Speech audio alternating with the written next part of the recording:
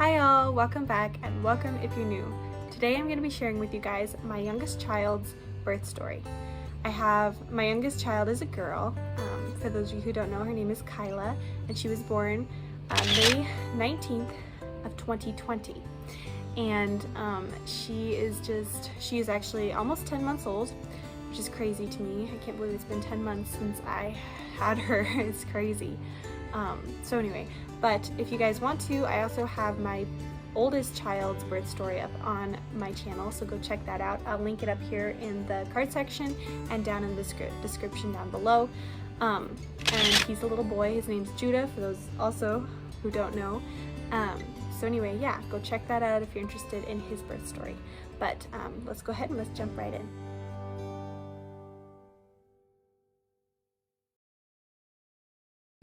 Alright, so let's just go ahead and start at the beginning. The little story of how we found out I was pregnant with Kila, my second born. We went to see my husband's grandparents in Washington, which is about a day's drive from here, and we were going to stay a couple days because we hadn't seen them, and I don't think they had met Judah, our son, yet. So anyway, we went there and spent a couple days. The last day we were there, right before we were about to leave, I took a pregnancy test. The night before I did that, the night before we left, I had just realized that my cycles were off, and which is fairly normal, breastfeeding, and because I was still breastfeeding my son. Your cycles can be all over the place, and I hadn't had a usual or a regular cycle yet, so the cycle I had before was very weird. All very normal, but so I was just thinking, you know, it was late because of that, since there wasn't quite a regular schedule yet. And so anyway, but I went ahead and took the pregnancy test just in case, because I was fairly late on my cycle. So I take the test, and I just wait a few seconds, wash my hands, and they're all waiting for me in the car, of course, while I'm going to the bathroom. And I'm doing this, you know, at my in-law grandparents' house. It's a little odd, but you know, you do what you have to. So I had my pregnancy test. It was sitting there, and I was waiting for the results, and the results hadn't really come in when I was needing, you know, Josiah, I think, was calling me, and I was like, I just need to get out. So I took a quick peek, and it was already showing like a slight positive sign, and I'm like, what? Second line, whatever. And I was like, oh my gosh, I could very well be pregnant. Oh my goodness. So I stuck it in my purse, let it finish its course while I walked out the door. Yeah, grabbed my purse, walked out the door, said goodbye. We're in the car. While we're driving, I look at my purse, and I kind of was like, you know, I need to know for sure, you know. So I look at the test again, and by then, obviously, the test results are confirmed. And you can see a very faint line for pregnancy, and I'm like, oh boy, I'm pregnant. Oh my gosh, I'm pregnant. We were not planning to have a child, by the way. We were totally like trying to wait, and so God just gave us a little surprise baby, which is fine. Anyway, so we're driving, and I'm like, okay, I'll wait to tell Josiah till we get home. I'll take a second pregnancy test in the morning just to, you know, confirm things. No, of course I don't. I couldn't wait. I was like, I can't hold anything for my husband. It's ridiculous. I mean, it's good, but like, surprises are really hard with keeping secrets from him. Anyway, so I don't know, it was an hour after we had started driving, and I told Josiah, honey, I think I'm pregnant. And I just shoved the stick to him, and I'm like, here, I think I'm pregnant. And he's like, what? Wait, you think you're, what?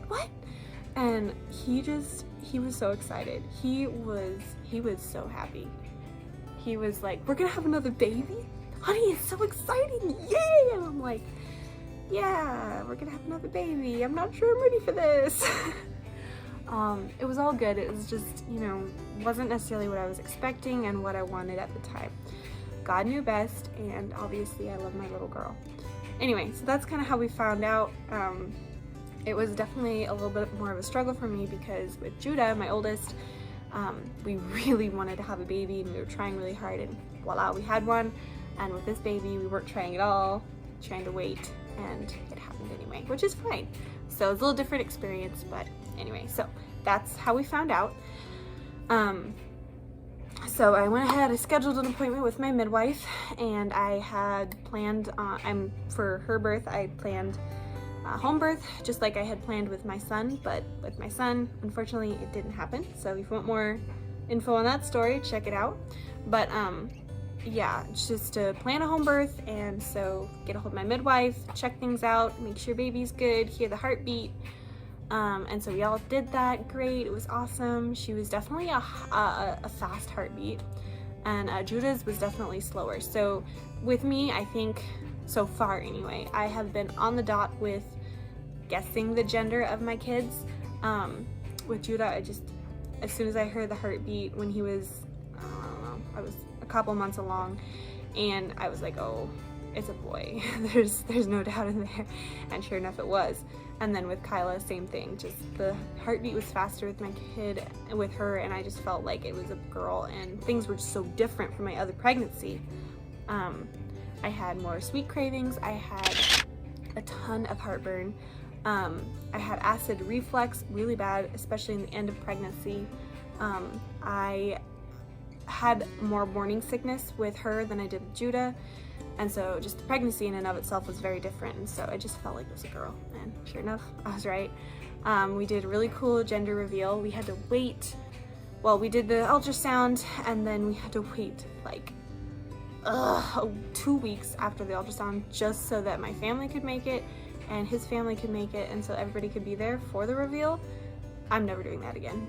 Too much of a wait. But anyway, so we did Tannerite, and what my father-in-law did, he put pink or blue, he put pink Tannerite, or pink coloring in the Tannerite, and Tannerite is something that if you shoot it, it explodes. And so Josiah had the gun, and he shot at it, and sure enough, pink smoke went everywhere, and I was jumping. I was literally jumping. I'll try and put a clip in here of what it looked like, but we'll see if I can find the clip. But we videoed it and put it on social media, but it was really cool and very fun. But so yeah, girl, I was super excited. Went right along to planning, baby showers, you name it, busy life schedule. We lived in a little 2-bedroom apartment, and so I just went ahead to planning for this little baby. Months go by, and I am, 8 months pregnant. I'm almost 9 months pregnant, or no, yeah, I'd almost hit the 9-month mark, and I was feeling some prodromal labor and a lot of Braxton Hicks I had been having for a long time. I had been doing natural labor-inducing things, and so that was interesting. But I think that kind of helped me not to go too overdue. I only went 4 days overdue, over my due date. Her due date was May 15th of 2020, and she was born the 19th. So just 4 days late, which is on time, but to me it was late. And with Judah, it was a week late, so that was nice. Anyway, so the 18th comes May 18th. I'm 9 months pregnant. I was 40 weeks, I was 40 weeks and 3 days. And that morning of the 18th, I had really bad prodromal labor. Oh, it was so terrible. We actually ended up calling the midwife because it felt so real, like painful, lasted for hours, and the contractions would get closer and closer. And then when the midwife and my mom's came, it ended up being like, it just like everything slowed. I would have, every hour, I would only have like 3 contractions during that whole hour. So really slowed way down from like, it was like 5 minutes apart and closer. So anyway, everything just kind of slowed down to then just 1 contraction, really bad, painful one, every couple hours. So that sucked. My midwife went home, my mom went back home. And then Josiah and I just kind of hung out and kind of waited for things to pick up again. I went to town. Judah was with my mother-in-law. And so we were just at home kind of chilling. When we got home, we had picked something up to eat. gotten back home, and by that time it was evening, and so of course all the birth supplies are everywhere because we thought we were having a baby, but we weren't. So anyway, we went to bed. I laid down, tried to get some sleep. We were both really trying to sleep because we knew it was probably going to be within tonight, you know, that night or the next day. And so sure enough, it was about right around 1:32 a.m. I started having contractions that were waking me up. And like, oh, is this prodromal labor again, or is this the real thing? And so I went ahead and just kind of got up and walked around, and then I went to the living room to kind of just lay on the couch, see if I could take a nap, in and out of consciousness, and then all of a sudden I just can't sleep. The contractions are coming way too close together. I'm tracking them, trying to count them, trying to get, you know, is this the real thing, is this not? And doing squats, trying to just breathe through the contractions. Finally, I'm like, okay, I can't handle this anymore. This is so painful. This is worse than last night. So I told Josiah, wake up, call my mom, and I think I texted the midwife, and told her I wanted her to come. It was painful, and I was like, this has got to be it. So sure enough, she gets there. Everything's pretty much already set up. I'm in full-blown, like, not transition at all, but like full-blown labor. And she's like, oh, I think this is it. You're looking like you're in even more pain and being uncomfortable. And it wasn't that bad. It's just, you know, it's labor. And so every time I'd, you know, breathe through the contractions, and I was like, oh, this is real, because this isn't stopping. And it just kept getting more intense, and contractions would get on top of each other, which is a good sign that it's the real thing. Anyway, so I sit down and get back up, I walk around, and by now I think I've been on the floor position, like pushing position, I'm not sure. Anyway, by now it's like 6 a.m. and just a lot of me yelling, not yelling, but like grunting and bearing down, and just trying to breathe through the contractions. My mom was there trying to rub my back.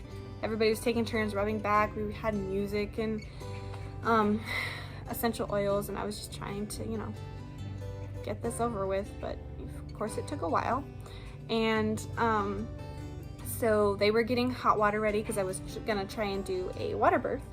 And so the midwife was kind of waiting for transition, and I was almost there.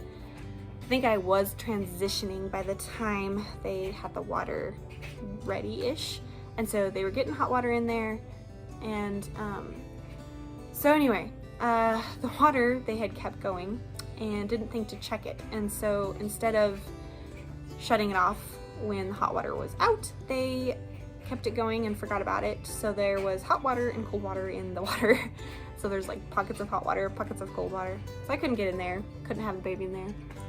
So they had to boil water, and so we had to wait for that. While they're waiting, Josiah is helping me on the floor, just go through the contractions, breathe, concentrate, all that lovely stuff. And so I'm sitting there, and I feel the urge to somewhat start pushing. And so Ashley, just my midwife, tells me, okay, well, why don't you just breathe through that and just let your body kind of, you know, tell you when to push. And she didn't check me till I was in the bath. Finally, I get to get in the water, and I slip in, and it's very nice. I can finally do a little bit more relaxation, even though the contractions are still pretty intense. So I get in there, I lay on my back, and then I change different positions. I think I was in there for at least 30 minutes, and then I started pushing. And I just kept pushing and pushing, and I would push with each contraction. And it was very intense. I remember feeling a lot of pain. And anyway, so by the time, I don't know, like 30 minutes hit, or 30 minutes, I felt like I was just pushing against a wall, like something wasn't quite right. And so my midwife went ahead and checked me in the water, and she said, oh, you have a cervical lip, which is essentially not all of your cervix is dilated enough, and there's like this little lip that won't move and won't open. And I think that's how she explained it to me. And so anyway, I had a cervical lip, and she's like, well, I can try and hold it down. And it was it was painful. She tried to hold it down with her fingers, and then I would push. And still it was a little better, but it was just so, you know, having the pain of just labor in general, and then I was also, you know, already in transition, already already pushing, and I could feel just pressure. Like the baby was definitely head down, definitely in the birth canal area, and but something wasn't right. So she's like, well, honey, I think you need to get back up. And it was starting to look very similar to my previous birth with my son, and I was super freaked out, almost like, no, I don't want to go to the hospital again. So, but at least I was almost fully dilated. It was just the cervical lip is something with my cervix for some reason. Anyway, and so my midwife, she told me she wanted me to get out of the tub. I was like, no, I don't want to get out of the tub. I'm comfortable here. I mean, as comfortable as I'm gonna get. And it's so hard to move when you're in labor, especially when you're in the pushing phase and in so much pain, pressure everywhere. She's like, I want you to get up. Sometimes just shifting position can help your lip to open and everything go smoothly. So anyway, she says, I want you to go to the bathroom. Sometimes even peeing will help move things along. So I did. She was getting a little worried too because of what my previous experience had been. So she's calling another midwife and asking if she has some herbs that may help me relax, may help my cervix, all that stuff. Anyway, I'm on the toilet and my husband's helping me, and all of a sudden I have so much pressure down there, and I feel like I really have to push. Like I'm really trying not to because I'm on the toilet and I'm like, I do not want to have a toilet baby. So the midwife starts like really, all of a sudden she's like, oh my gosh, you need to get up. You're like, so as much as I hated the thought of getting up, I finally get up. I turn my body towards the counter and I just squat down, and I'm like hands on the counter, and my midwife's like, oh my gosh, there's the head, like your head is like, okay. She hangs up on the other midwife and is like, never mind, I think this baby's coming. So anyway, so I'm here, I'm squatting, and then all of a sudden here she comes, and I kind of felt down there and I could feel something rubbery, and my midwife's like, oh, your bag of water hadn't broken.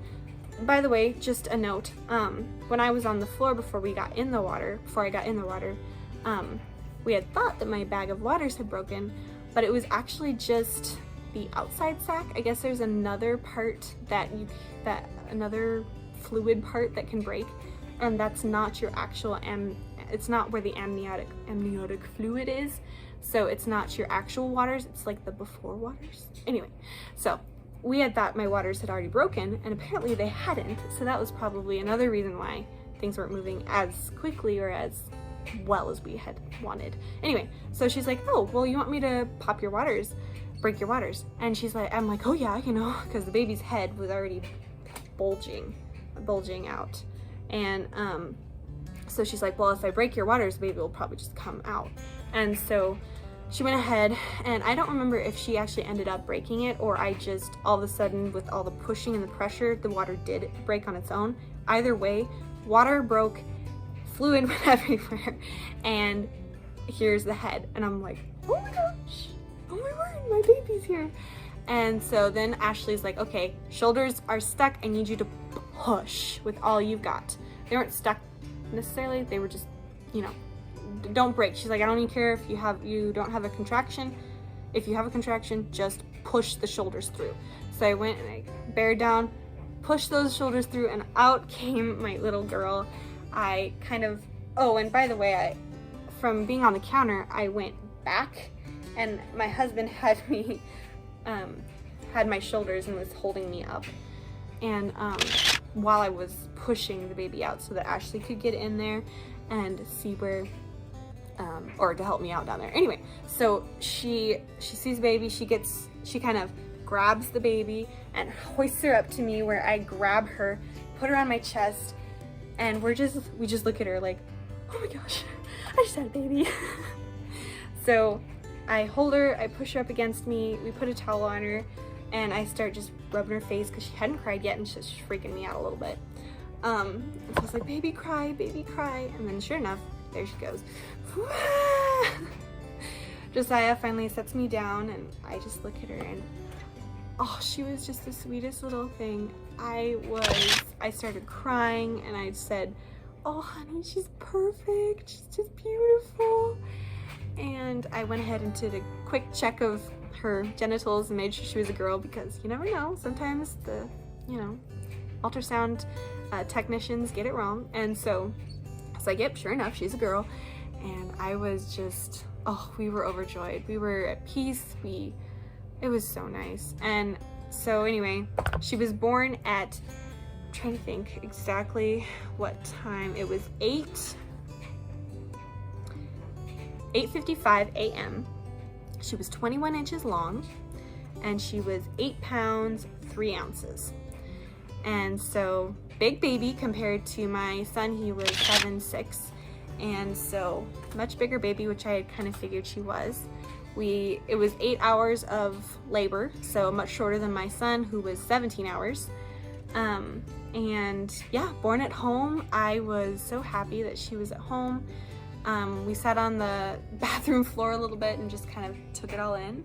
And then my midwife and my mom kind of helped me to my bed, got us up there, and we just kind of relaxed and enjoyed her while the midwife weighed her, checked her vitals, did some other things, and checked me out. I actually did have to have a shot of, what's that stuff? It's like penicillin, because I had bled a little bit more than my midwife would have liked, and so she gave me a shot of that, and it stung and made me contract, but it was better. It helped the bleeding and everything. And then the after pains were definitely way worse with my second than my first. It was definitely a big change there. But I was just so happy. I went to the living room and laid on the couch and just, yeah, while the midwife cleaned up after the birth. And I just kind of, I did have a bath right after, like an hour after she was born. And so Kila and I just sat in some herbs and water in our bathroom and I just had her in the water with me, and it was a sweet time. So, and my mom throughout the whole thing was helping and holding my hand and telling me, you got this. And she's an awesome doula, you know, like she could probably totally pass for even a midwife, but she's had enough experience, she should. But anyway, so yeah, that's our birth story. My husband and I were just super happy to have her at home and not, you know, have any emergencies, and it was a blessing. We were very thankful that God had brought this little bundle of joy to us, and so it was a good time. I was happy. So guys, I also wanted to mention that my friend at Wilson Homestead, she has a YouTube channel very similar to mine. You should check her out. But she has a video on there that she actually interviewed me and asked me, talked about my birth story, both my birth stories on her, on one of her videos. And so you should check that out. I'll link it in the description down below and up here in the card section. You guys should go check her channel out. It's really awesome. She has 2 little kids and is actually pregnant with her expecting their 3rd baby. So you guys should go check her out. She's a homesteading mama and homemaking, all that kind of stuff. Very similar to my channel, and so go check her out. So anyway, I hope you guys enjoyed this video. I know that I love talking about birth and all things birth. So if you have any questions for me, don't forget to comment in the comment section down below. Let me know what your birth experiences are. I'd love to talk to you about them, because I'm just an interested mama who loves to talk about birth. So yeah, but go check my son's birth story out too if you're interested. Like I said, I'll link it up in the card section, in that section of the video, and in the description down below. But I hope you guys have a wonderful day, and I will see you next time. Have a great one. Bye.